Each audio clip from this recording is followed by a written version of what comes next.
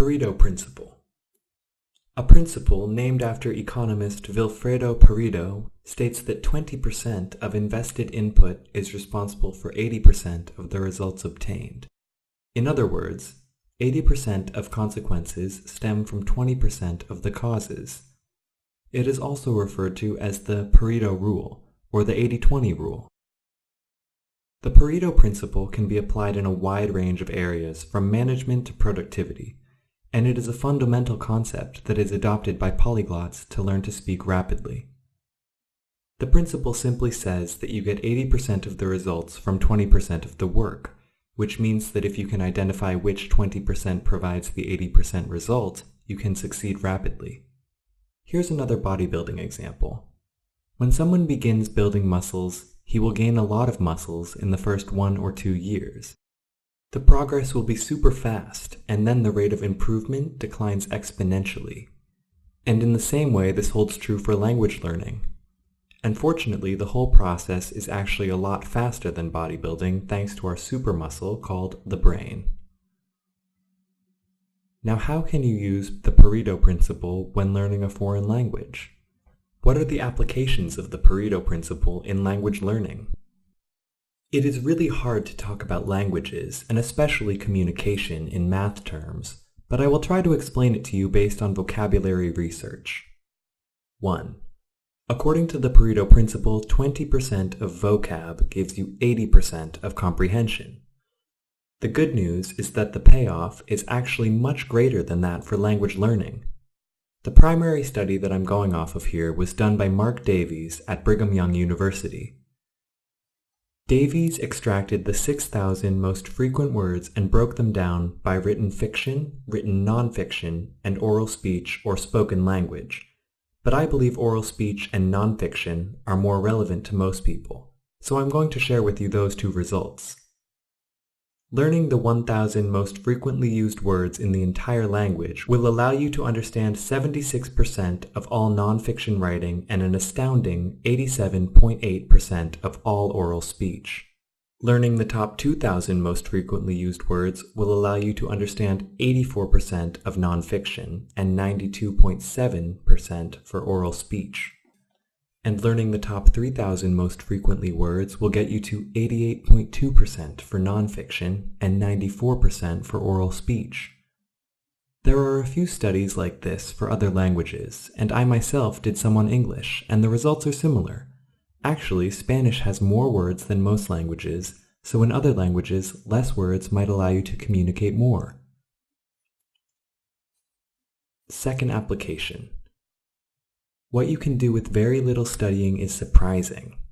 Just like in the vocabulary research, studying only 1 or 2 hours a day will provide the biggest outcome.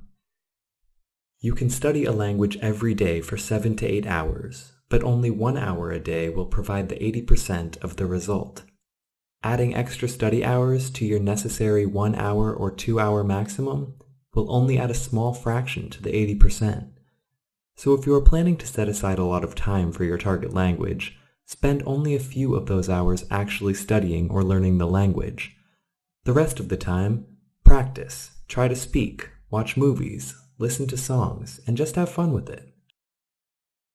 With concentrated studying for the first 6 months, you'll be making 90% of the progress in your target language.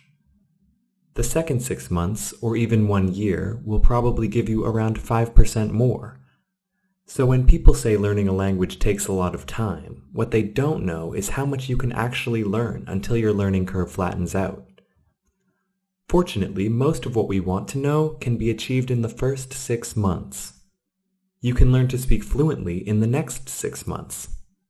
While you may not be able to write a perfect article, you will be able to read one about your interests and understand most of it. But I need to remind you that your efforts must be concentrated during those 6 months. You need to put an effort in every single day. Otherwise, all of those hours will be lost, just like in high school language class. I know when you hear the Pareto principle for the first time, it sounds crazy. Yet I assure you it is promising. My purpose in this course is to give you the tools to find your 20% of the language journey and stick with it to achieve the 80% in the shortest time possible.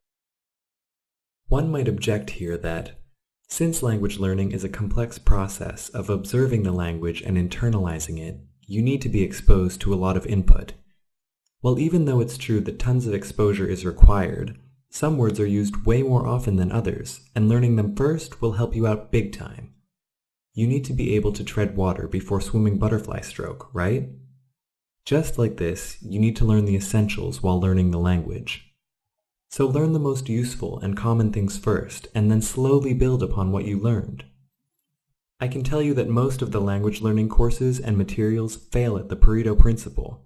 Even the best self-study audiobooks out there, like Assimil, they want you to learn a lot of marginal words in the beginner books. And this naturally will increase the time to fluency. Also, textbooks that are commonly used in classrooms waste students' time on marginal words. I'll give you examples of these words. Monkey, donkey, elephant, snail, parrot, plum, pear, cherry, raisin, horseshoe, bow, ladder, bell, cloud, clown, butterfly, dice, mist, parade, aerial, fireplace, post office. When was the last time you went to a post office? This is because they don't change their content for a long time. So to avoid this problem, try not to spend so much time on words that don't seem urgent. Stages. Levels. I don't like the idea of quantifying your learning journey, but I had to present you with numbers to give you an idea. I like to think of language learning in 2 stages. The individual threshold of 1,200 to 1,500 words. Whatever is your purpose of learning the language, you should know these words. This is the core of the language and the most frequently used grammar structures. The social threshold of 2,500 to 3,000 words. If your goal in learning a foreign language is to speak it, then after this point you can be socially fluent. You can watch films and read books related to your interests, and hold long conversations with natives. Elitist standards. A lot of people are under the impression that to be fluent in another language means that you speak it almost as well as your native language. Or in academic circles, they treat language learning as an academic subject. You need to study for several years, learn everything about it, learn 10,000 words and all the grammar structures, and when you are able to discuss very complex topics like philosophy or politics, then they will consider you a fluent speaker. Well, I want to tell you about polyglot Benny Lewis's stance on this. He is a big proponent of imperfectionism when it comes to language learning. He taught himself more than 7 languages in a surprisingly short time, and even though he says he is a native English speaker based on their criteria, he doesn't speak English fluently. He says, "The elitist standards you require are something that we may not even have for our own native language, so why would we have them for our second one?" According to their standards, to the common guidelines in most traditional language learning settings, you must be able to participate in a debate on a complex topic, such as one on philosophy or politics, can understand with ease virtually everything heard or read.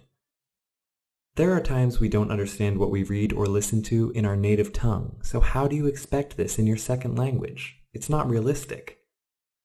Can express him or herself spontaneously, very fluently and precisely, differentiating finer shades of meaning even in the most complex situations. Speak with no hesitations. Use complex vocabulary and advanced expressions. Never have any serious miscommunications. If this were true for our native languages, we would never have any communication problems. Be able to give the definition or translation of a low-frequency use word. Write a complex essay. I doubt most people learn a second language for academic purposes. You gotta ask yourself, can you write an essay to academic standards in your native tongue? More importantly, do you really need to? Can summarize information from different spoken and written sources, reconstructing arguments and accounts in a coherent presentation. It sounds more like an advanced communication skill rather than fluency. According to these standards, I'm not a native speaker of any language, and neither are most people. Not all of us are great communicators, so expressing ourselves fluently and precisely in the most complex situations is simply not realistic, even in our native language. Even if we are great communicators, we are human beings. We make mistakes.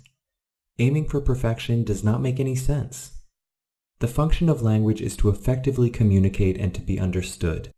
If you like to have philosophical debates, use complicated expressions, and have the oration skills, that's fine. Make that a part of your goals. As for me, my language goals are more simple and social, as are most language learners. Most people talk much more about everyday things than the complex situations that some elitists demand. About their work, people in their lives, other people, football games and their holiday plans, or many other topics that people typically talk about. The standard that really matters is, what do you want to do in the language? Define your adventure. Why do you want to learn that language? Do you want to learn to speak Mandarin so that you can communicate with your business partners in China? Do you want to learn Spanish so that you can meet Spanish people, learn about them, build relationships, and have a good time? Do you want to learn German so that you can dig deep into psychology and do research using German sources? Do you want to learn Arabic so that you can know more about the Middle East? Then these must be your standards and your goals. You should be the one who sets them. Do you want to live in the country? Then your standard should be living your life in that language the same way you would in English. Can you do what you do in your native language, in the target language? This is the question you gotta ask yourself. In your new country, you will likely do a lot of the same things you did in your home country. Think about your daily activities and acquire vocabulary that correlates. But of course, if that is what you want, then make that your goal. I met a lot of business people who do business overseas. They speak Russian or German or English all the time, but their level was nowhere near these elitist standards. Most of them actually only know a couple thousand words, and they make at least 2 grammatical mistakes in every sentence they speak. If they took a test, most of them would only score for probably low intermediate. But can they communicate? Of course they can. They can make money with their languages. They know enough for their business, therefore they are good enough. So what you want to do with the language is way more important than society's standards, not unlike many areas of life.